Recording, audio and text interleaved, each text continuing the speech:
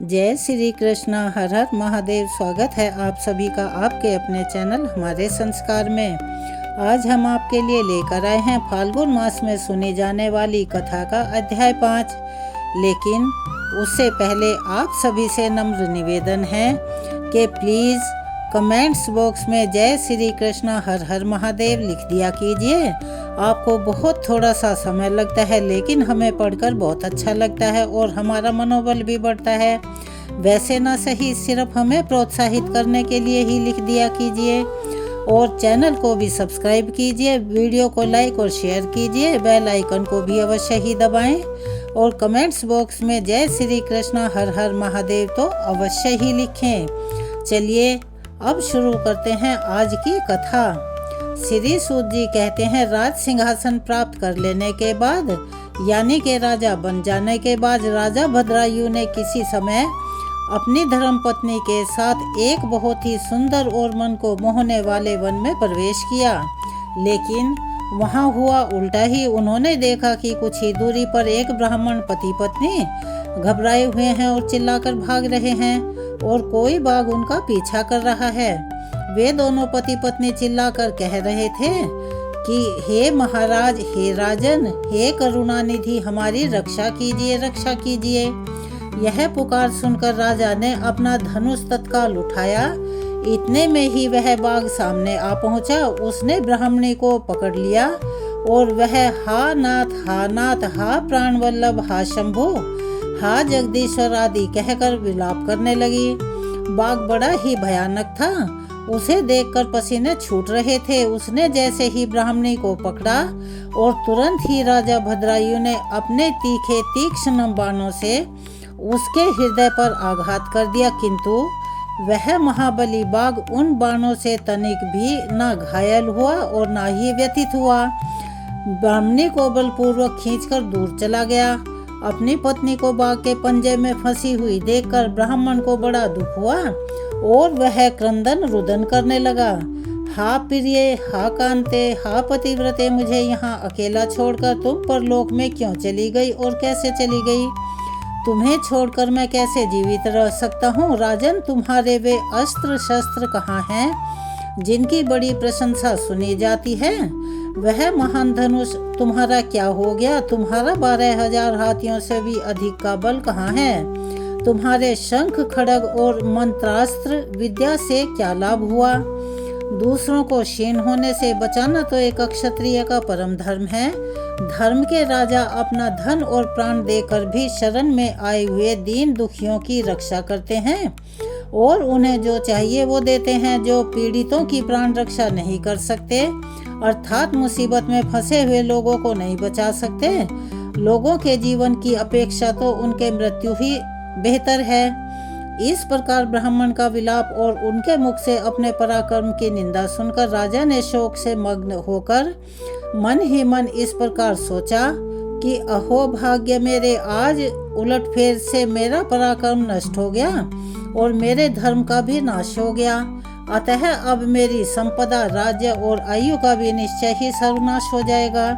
ऐसा कहकर राजा भद्रायु ब्राह्मण के चरणों में गिर पड़े और उसे धीरज बंधाते हुए कहने लगे कि हे ब्राह्मण, मेरा पराक्रम नष्ट हो चुका है। मुझे अक्षत्रिय धर्म पर आप कृपा कीजिए। महामते, शोक छोड़ दीजिए। मैं आपको मनोवांछित पदार्थ दूंगा। जो भी चाहिए आप ले सकते हैं। यह राज, यह रानी और मेरा यह शरीर सब कुछ आपके लिए है। बोलिए, आप इनमें से क्या चाहते हैं? ब्राह्मण बोले, राजन, अंधे को भला दर्पण से क्या काम, क्योंकि वह देख ही नहीं सकता। जो भिक्षा मांगकर अपना जीवन बिताता हो वह बहुत से घर लेकर भला उनका क्या करेगा? जो मूर्ख है उसे पुस्तक से क्या काम है, यानी कि पुस्तक उसके लिए बिल्कुल बेकार की वस्तु है।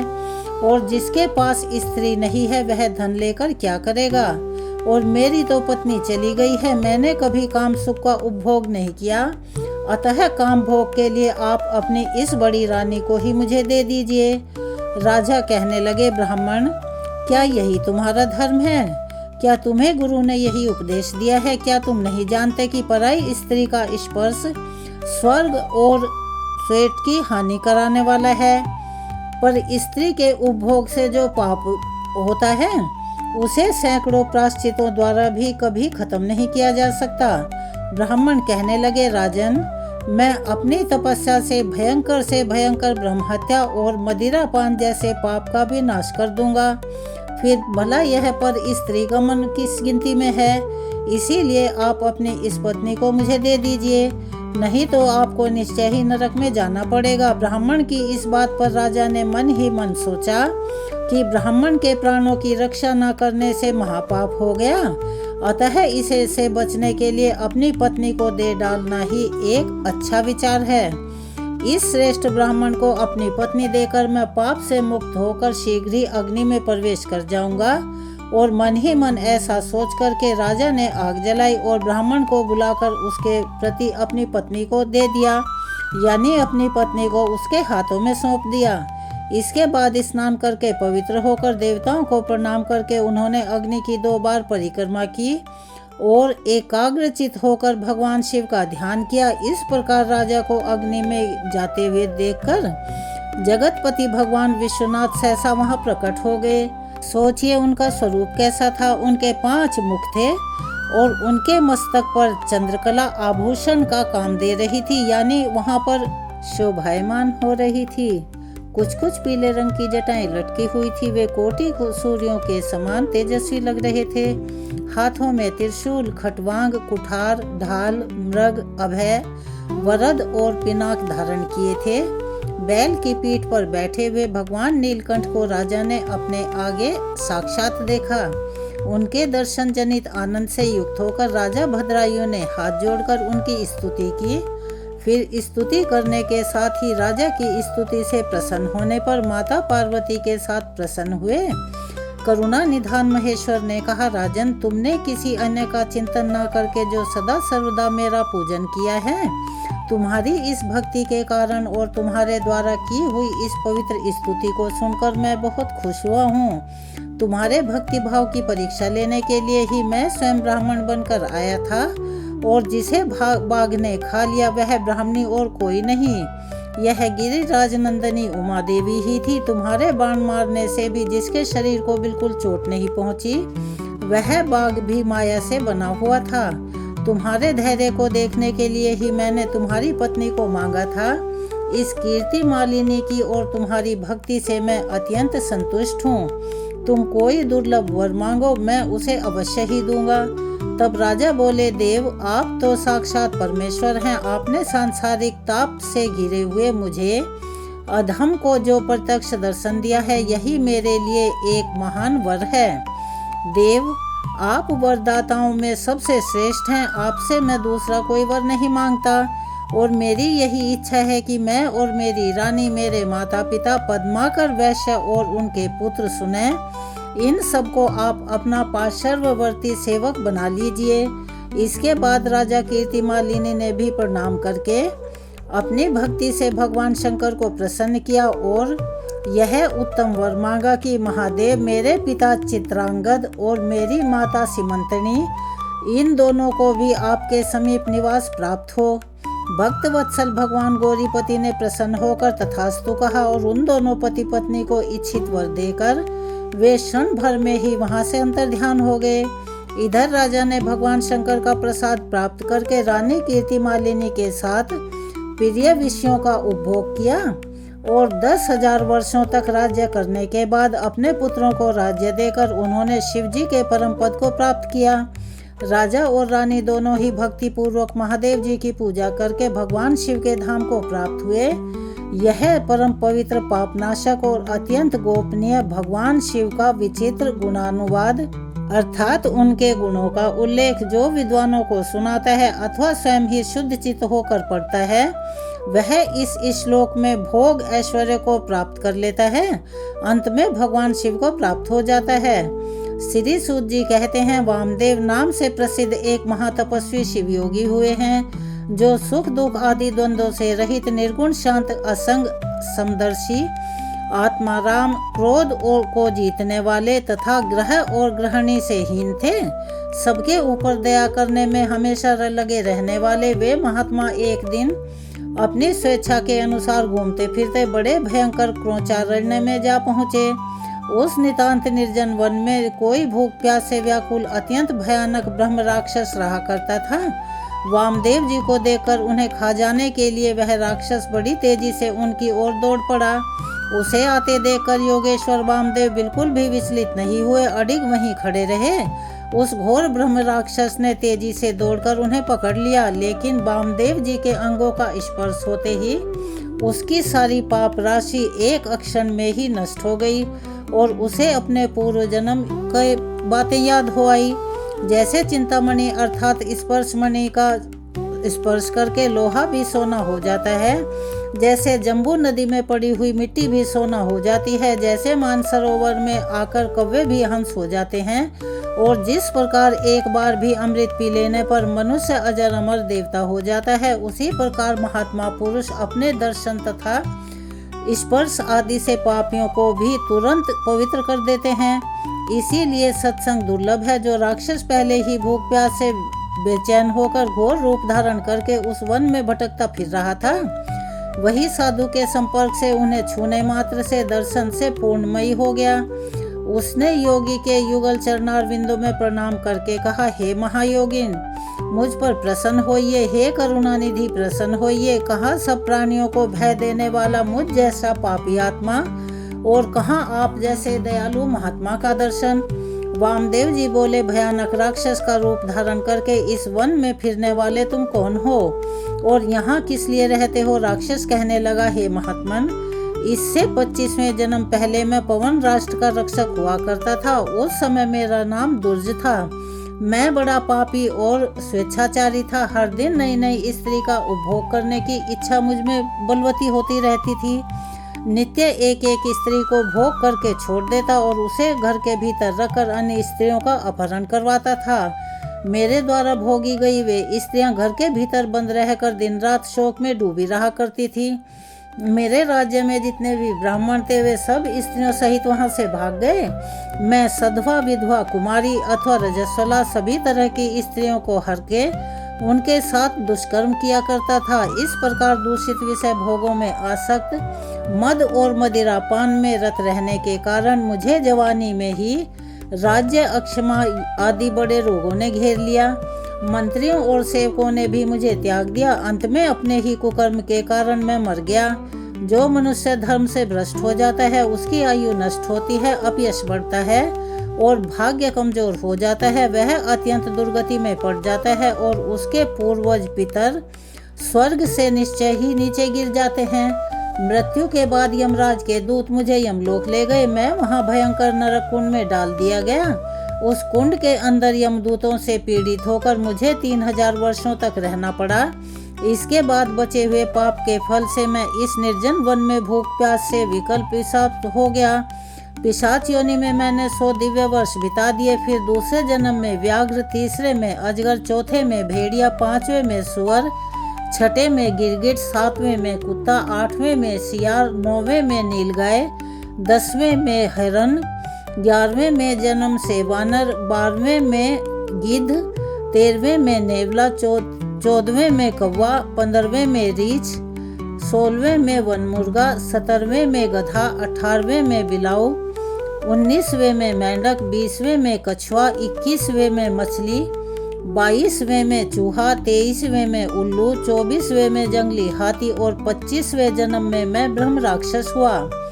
इस समय आपके शरीर के स्पर्श मात्र से मेरे पूर्व जन्मों की स्मृति जाग उठी है। मुझे सब कुछ याद आ गया है।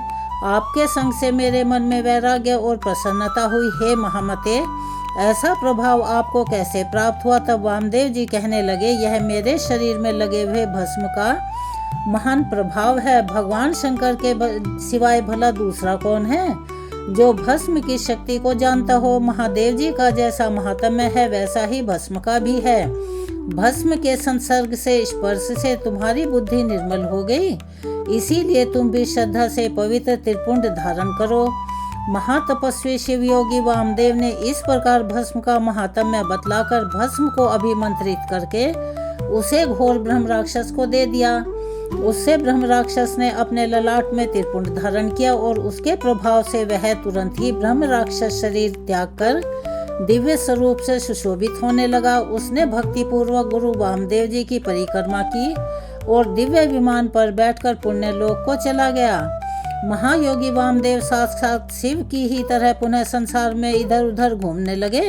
श्री सूत जी कहते हैं, श्रद्धा ही संपूर्ण धर्मों के लिए अत्यंत हितकारी है। श्रद्धा से ही मनुष्यों को दोनों लोकों में सिद्धि प्राप्त होती है। श्रद्धा से भजन करने वाले पुरुष को पत्थर की मूर्ति भी फल देने लगती है। श्रद्धा भक्ति से पूजा करने पर अज्ञान गुरु भी सिद्धि को प्राप्त हो जाता है। श्रद्धा से जप किया हुआ मंत्र अव्यवस्थित होने पर भी फल देने वाला होता है। श्रद्धा से पूजा करने पर देवता नीच से नीच पुरुष को भी फल देते हैं। अश्रद्धा से की गई पूजा, दान, तप, यज्ञ, हवन और व्रत सभी बेकार हो जाते हैं, यानी उनका कोई फल नहीं मिलता। ठीक वैसे ही जैसे बांज वृक्ष का फूल व्यर्थ हो जाता है, जो सर्वत्र संशय युक्त, श्रद्धाहीन और अत्यंत चपल होता है, यानी चंचल होता है, वह परमार्थ से भ्रष्ट होकर संसार बंधन से कभी मुक्त नहीं हो पाता। मंत्र, तीर्थ, ब्राह्मण, देवता, ज्योतिषी, औषधि और गुरु में जिसकी जैसी भावना होती है, उसे वैसी ही सिद्धि प्राप्त होने लगती है। इस विषय में एक अत्यंत अद्भुत उपाख्यान बतलाया जाता है, जिसे सुनने से सभी मनुष्यों के मन की अश्रद्धा, यानी कि वो अगर नास्तिक भी हों तो वो भी आस्तिक बन जाते हैं। पूर्व काल में पांचाल देश के राजा के सिंह केतु नाम से विख्यात एक पुत्र था, जो सभी उत्तम गुणों से युक्त और सदा अक्षत्रिय धर्म में लीन रहने वाला था। एक दिन महाबली सिंह केतु कुछ सेवकों को साथ लेकर शिकार खेलने के लिए वन में गया। राजकुमार का कोई सेवक, जो भील कुल में उत्पन्न हुआ था, शिकार की खोज में इधर उधर घूम रहा था। अचानक उसने टूटा फूटा गिरा पड़ा पुराना देवालय देखा, यानी के खंडर बना एक मंदिर देखा। उसमें चबूतरे पर एक शिवलिंग पड़ा हुआ था, जो कि पीठ से टूटकर अलग हो गया था। वह शिवलिंग सीधा और सूक्ष्म था। शबर अर्थात भील ने उसे मूर्तिमान सौभाग्य की तरह देखा। पूर्व कर्म से प्रेरित होकर उसने उस शिवलिंग को बड़ी तेजी से उठा लिया और बुद्धिमान राजपुत्र को दिखाया कि प्रभु देखिए, यह कैसा सुंदर शिवलिंग है, मैंने इसे यहीं देखा है और मैं आदर पूर्वक इसकी पूजा करूंगा। आप मुझे बस पूजा की विधि बतला दीजिए, जिससे मंत्र न जानने वाले मुझ जैसे पुरुषों के द्वारा भी की गई पूजा से भगवान शिव प्रसन्न हो जाएं। निषाद के इस प्रकार पूछने पर परिहास कुशल राजकुमार ने हंसकर कहा, शिवलिंग को शुद्ध आसन पर स्थापित करके सदा संकल्प पूर्वक नए जल से अभिषेक करो और शुभ गंध अक्षत वन के नए नए पत्र, पुष्प, धूप, दीप आदि के द्वारा पूजन करो। चिता का भस्म चढ़ाओ और अपने भोजन करने योग्य अन्न के द्वारा ही भगवान को नैवेद्य लगाओ। पुनः धूप, दीप आदि उपचारों को अर्पित करो। यथा योग्य नृत्य, वाद्य और गीत आदि की भी व्यवस्था करें। फिर नमस्कार करके विधि पूर्वक भगवान का प्रसाद ग्रहण करना चाहिए। यह मैंने तुम्हें शिव पूजन की बिल्कुल साधारण सी विधि बतलाई है। अपने स्वामी के इस प्रकार उपदेश देने पर चंडक नाम वाले उस शबर ने उसे सादर शिरोधार्य कर लिया और घर आकर लिंग मूर्ति महेश्वर का हर दिन पूजन करना शुरू कर दिया। वह प्रतिदिन चिता भस्म का उपहार भेंट किया करता। अपने लिए उसे खुद जो जो प्रिय वस्तुएं थी, वह सब गंध, पुष्प, अक्षत आदि पहले भगवान शिव को निवेदित करता। उसके बाद वह भगवत प्रसाद को स्वयं ग्रहण करता था। इस प्रकार वह पत्नी के साथ भक्ति पूर्वक महेश्वर की पूजा में लगा रहा। इस आराधना में उसने कितने वर्ष बिता दिए उसे भी नहीं पता। एक दिन जब वह शबर शिव पूजा के लिए बैठा, तब देखता है कि पात्र में चिता का भस्म बिल्कुल खत्म हो चुका है ही नहीं। तब वह तुरंत उठकर दूर दूर तक चिता की भस्म ढूंढता हुआ घुमाया, किंतु कहीं भी उसे चिता की भस्म नहीं मिली। आखिरकार वह थक हार कर अपने घर लौट आया और अपनी पत्नी को बुलाकर उससे कहा कि प्रिय, आज चिता की भस्म तो मुझे नहीं मिली, बताओ मैं अब क्या करूं?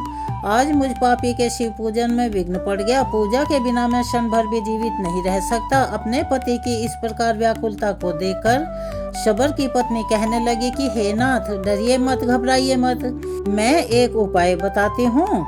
यह अपना घर बहुत पुराना हो चुका है, मैं इसमें आग लगाकर उस अग्नि में प्रवेश कर जाऊंगी। इससे आपके लिए बहुत सी चिता भस्म तैयार हो जाएगी। सुनकर शबर बोला, प्रिय, यह मानव शरीर ही धर्म, अर्थ, काम और मोक्ष का सबसे श्रेष्ठ साधन है। अतः तुम इस यौवन से परिपूर्ण सुख देने वाले शरीर को क्यों त्याग रही हो? तब उसकी पत्नी विनम्र शब्दों में कहने लगी कि हे नाथ, जीवन की सफलता इसी में है कि दूसरों के हित के लिए अपने प्राणों का त्याग कर दिया जाए। फिर यह तो साक्षात शिव जी के लिए जो स्वयं अपने प्राणों का त्याग करे, उसके लिए तो कहना ही क्या है।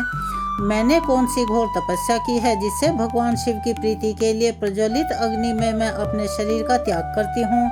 अपनी पत्नी के इस प्रकार स्थिर बुद्धि और शुभ भक्ति देखकर दृढ़ संकल्प वाले शबर ने तथास्तु कहकर उसकी प्रशंसा की। शबरी ने अपने पति की आज्ञा मानकर स्नान से पवित्र होकर अलंकार धारण किया और अपने घर में आग लगाकर अग्निदेव की भक्ति पूर्वक परिक्रमा करके अपने पतिदेव गुरु को नमस्कार कर और हृदय में भगवान सदाशिव का ध्यान करके अग्नि में प्रवेश करने के लिए तैयार होकर हाथ जोड़कर इस प्रकार स्तुति की कि हे देव, मेरी इंद्रियां आपकी पूजा के लिए पुष्प हो, यह शरीर धूप और अगरू हो, हृदय दीपक हो, प्राण भविष्य का काम करें और कर्मेंद्रियां आपके लिए अक्षत हो जाएं। इस समय हे नाथ, यह जीव आपकी पूजा के फल को प्राप्त हो। मैं धनाधिपति कुबेर का पद नहीं चाहती, अविचल स्वर्ग भूमि की भी इच्छा नहीं रखती और ब्रह्मा जी के पद की भी इच्छा नहीं रखती। मैं तो हे प्रभु बस यही चाहती हूँ कि अगर फिर इस संसार में कभी मेरा जन्म हो तो मैं हर जन्म में आपके चरणार बिंदों के सुंदर मकरंद का पान करने वाली भ्रमरी हो जाऊं। मेरे देवता भले ही मेरे सैकड़ों जन्म हो, परंतु अज्ञान की हेतु भूत माया मेरे मन में कभी भी प्रवेश ना कर पाए। किंचित आधे अक्षण के लिए ही मेरा हृदय आपके चरण कमलों से अलग ना हो। हे महेश्वर, आपको नमस्कार है, आपको नमस्कार है। इस प्रकार देवेश्वर भगवान शिव को प्रसन्न करके दृढ़ निश्चय वाली शबरी जलती हुई अग्नि में प्रवेश कर गई और क्षण भर में जलकर भस्म हो गई। फिर शबर ने उस भस्म को लेकर जले हुए घर के पास ही भगवान शिव का पूजन किया। पूजन के अंत में उसने प्रसाद लेने को नित्य आने वाली अपनी प्रियतमा का भी ध्यान किया। ध्यान करते ही वह तो पहले की तरह हाथ जोड़कर उसके सामने खड़ी दिखाई दी। पत्नी को देखकर और जलकर भस्म हुए घर को भी पहले की तरह स्थित पाकर अब शबर आश्चर्यचकित होकर सोचने लगा कि अहो, अग्नि तो अपने तेज से वस्तु को जलाती है, सूर्य केवल किरणों से तपाते हैं, राजा अपने दंड के द्वारा अपराधी को दग्ध करता है और ब्राह्मण मन से जला डालता है। मेरी पत्नी तो प्रत्यक्ष अग्नि में ही जल गई थी, फिर भला यह जीवित कैसे हो गई? पता नहीं यह स्वप्न है या फिर मेरा भ्रम में डालने वाली कोई माया है। इस प्रकार विचार करते हुए शबर ने अपनी पत्नी से ही की पूछा, हे प्रिय, तुम तो अग्नि में जलकर भस्म हो गई थी, फिर यहाँ कैसे आ गई और यह जला हुआ घर भी पहले की तरह खड़ा कैसे हो गया? तब उसकी पत्नी कहने लगी, जब मैं घर में आग लगाकर उसके अंदर प्रविष्ट हुई तब से अपने आप की मुझे कोई सुध नहीं रही। ना तो मैंने आग देखी, ना लेश मात्र भी ताप का अनुभव किया। ऐसा लगता था मानो मैं जल में घुसी हुई हूँ। मैं आधे क्षण तक गहरी निद्रा में सोई सी रही और क्षण भर में जाग उठी हूँ। उठते ही मैंने देखा अपना घर तो जला हुआ है ही नहीं, पहले की तरह से ही सुरक्षित और स्थिर है। इस समय भगवान की पूजा के अंत में मैं तो हर दिन की तरह प्रसाद लेने के लिए आपके पास आई हूँ। इस प्रकार वे दोनों दंपति प्रेम पूर्वक आपस में बातचीत कर ही रहे थे कि इतने में ही उनके आगे परम अद्भुत दिव्य विमान प्रकट हुआ। उस पर भगवान शंकर के 4 सेवक आगे की ओर बैठे थे। उन दोनों ने निषाद दंपति का हाथ पकड़कर उन्हें विमान पर बिठा लिया। शबर और शबरी को अपने शरीर का त्याग भी नहीं करना पड़ा। शिवदूतों के हाथों का स्पर्श प्राप्त होते ही निषाद दंपति के वे शरीर तत्काल ही उन्हीं के समान दिव्य हो गए। इसीलिए समस्त पुण्य कर्मों में श्रद्धा और विश्वास करना चाहिए, क्योंकि शबर ने नीच होकर भी श्रद्धा के बल से ही योगियों की गति प्राप्त की। सभी वर्णों के लोगों से उत्तम जन्म पाने से भला क्या लाभ है? संपूर्ण शास्त्रों का विचार करने वाली विद्या से भी यही श्रद्धा ना हो तो भला क्या फायदा? जिसके मन में सदा भगवान शिव की भक्ति बनी रहती है, उससे बढ़कर तीनों लोकों में भला कौन पुरुष धन्य है। तो यह था आज का अध्याय। आज के अध्याय के वृतांत को हम यहीं विराम देते हैं। इसके आगे की कथा कल हम अपनी आने वाली वीडियो में सुनाएंगे, उसे भी आप अवश्य ही सुनिएगा। चलिए अब हम करते हैं तुलसी चालीसा का पाठ। जय जय तुलसी भगवती सत्यवती सुखदानी, नमो नमो हरि प्रेयसी श्री वृंदा गुण खानी। श्री हरि शीश विराजनी देहु अमर वर अम्ब। जनहित है वृंदावनी अब ना करहु विलंब। धन्य धन्य सिर तुलसी माता महिमा अगम सदा श्रुति गाता। हरि के प्राण हो से तुम प्यारी हरि ही हेतु कीनो तप भारी। जब प्रसन्न है दर्शन दीनो तब कर जोरी विनय उस कीनो। हे भगवंत कंत मम हो दीन जानि जनि छाड़हु छोहु। सुनि लक्ष्मी तुलसी की बानी दीन हो शाप कध पर आनी। उस अयोग्य वर मांगन हारी हो विटप तुम जड़ तनुधारी। सुनि तुलसी ही शप्योत ही ठामा करहु वास तुहु नीचन धामा। दियो वचन हरि तब तत्काला सुनहु सुमुखी जनि हो बिहाला। समय पाई व्योहरो पाती तोरा पूज ही आस वचन सत मोरा। तब गोकुल महसो गोप सुदामा तासु भई तुलसी तू बामा।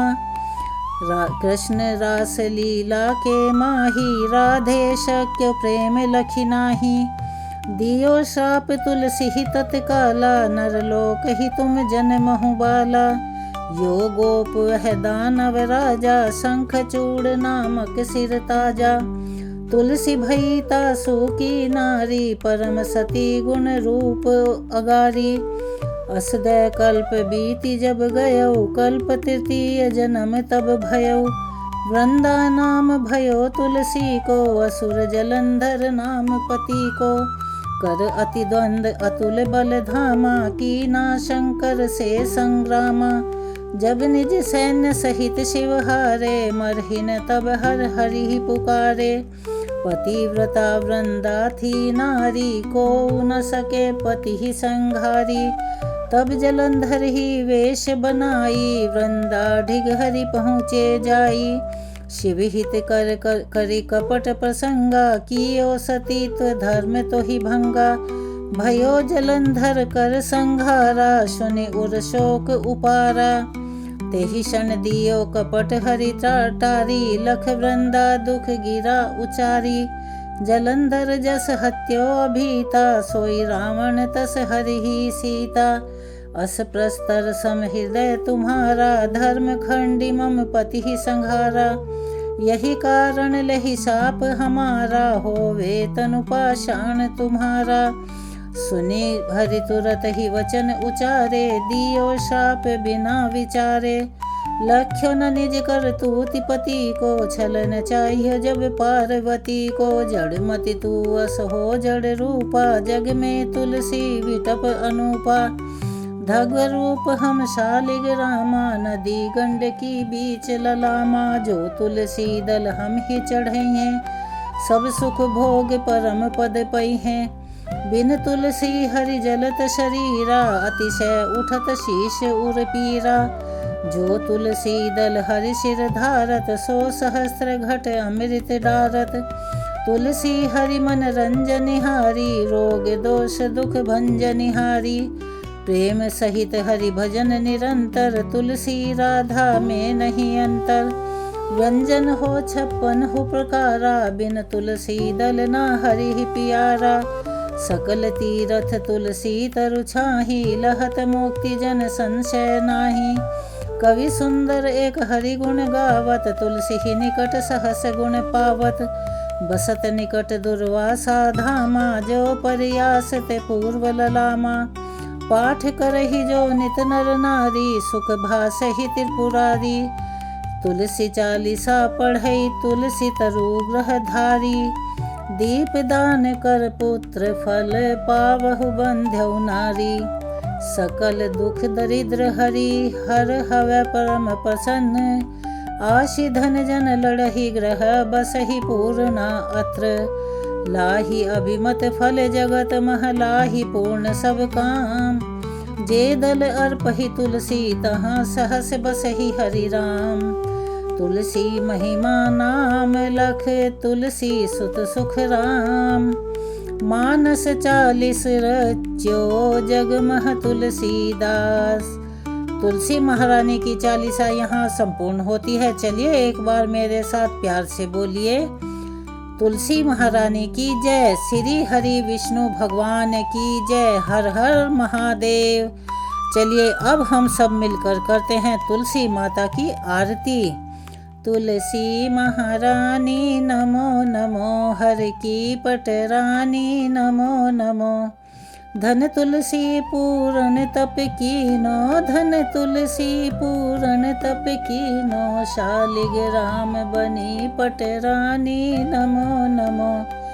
तुलसी महारानी नमो नमो।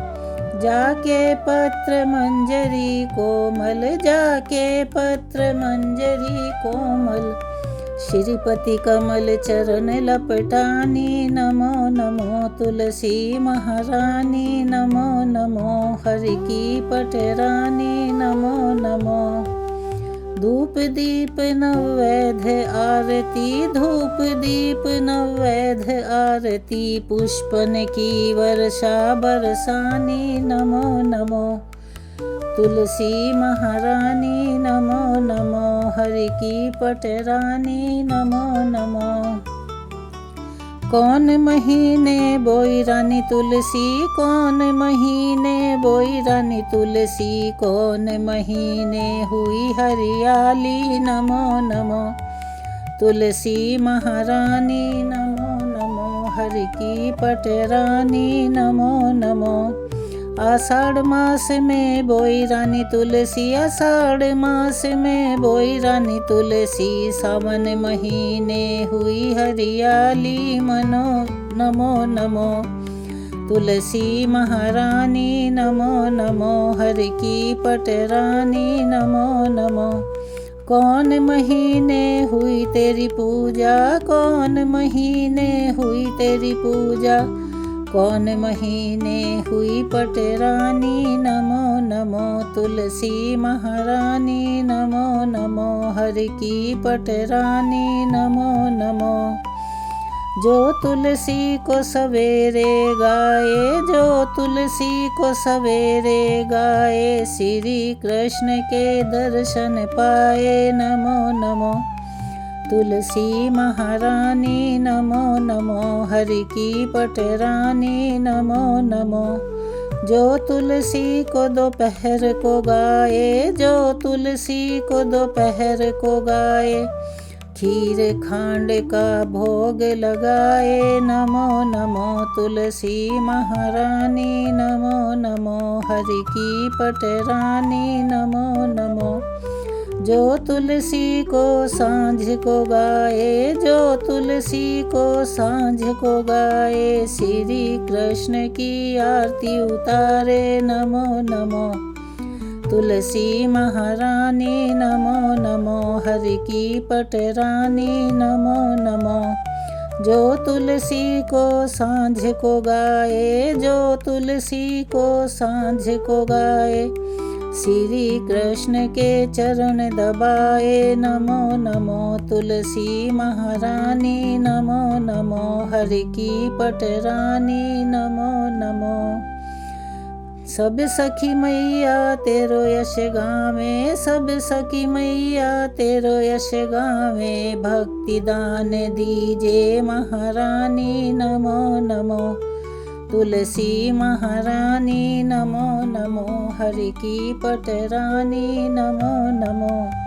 56 भोग 3600 व्यंजन, 56 भोग 3600 व्यंजन, बिन तुलसी हरि एक न मानी नमो नमो। तुलसी महारानी नमो नमो, हरि की पटरानी नमो नमो।